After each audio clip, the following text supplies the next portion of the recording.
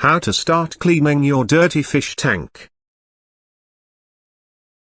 A freshwater fish tank requires about 30 minutes to an hour of work a week depending on the size of the tank. What you will need: 1. You will need a clean 5-gallon bucket that has never had chemicals or soap inside of it. 2. A hose or gravel cleaner. 3. A bag of natural or synthetic sea salt. I have split the work into 2 parts: the tank which needs to be cleaned every week on the same day and the filters which can be cleaned every 2 or 3 weeks. The very first thing you have to do before you start cleaning your fish tank is to unplug your tank's heater if you have one. The heater cannot be allowed to be removed from the water while it is hot, so make sure to leave it unplugged at least 20 minutes before attempting to remove it. The water helps cool the glass on the heater. If removed, it could crack, or the glass could totally shatter. You should also remember to never stick your hand inside of any fish tank before making sure the heater is not only off but unplugged from the wall. A small crack in the heater could be more than enough to cause a shock to you that can be fatal. After the heater has had time to cool, you can safely remove the heater from the tank, or if the heater is submersible you can just push it down to the bottom of the tank. Now take any decorations you may have placed in the tank.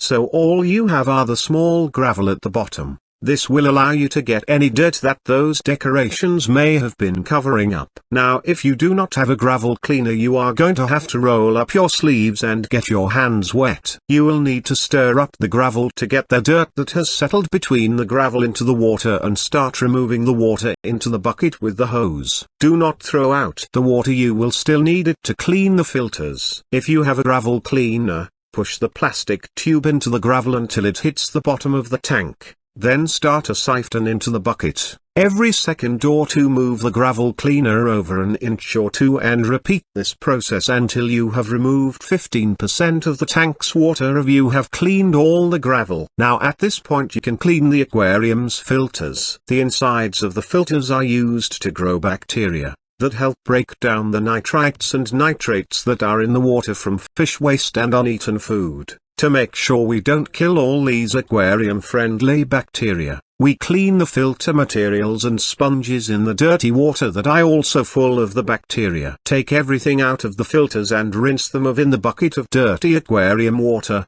Then give the sponge a couple of squeezes in the bucket and reassemble the filters and put them back on the tank. Now before adding the water, sea salt must be added to the tank. All water has some amount of salt in it, and to replicate the natural habitat of the fish there must be salt in your tank as well. Add approximately 1 cup of sea salt for every 50 gallons of water. Now you can add water to the tank, but you must make sure the water is within a degree or 2 of the temperature of the water in the tank. A drastic change in the tank's temperature suddenly can throw the fish into shock and kill them or weaken their immunity and help give them a fish disease. I recommend filling the bucket with hot water and checking it regularly till it is the same as the tank's temperature. Then slowly add the water to the tank. Start the filters and the heater. Cleaning the filters only needs to be done once or twice a month, but the water in the tank must be cleaned on the same day every week.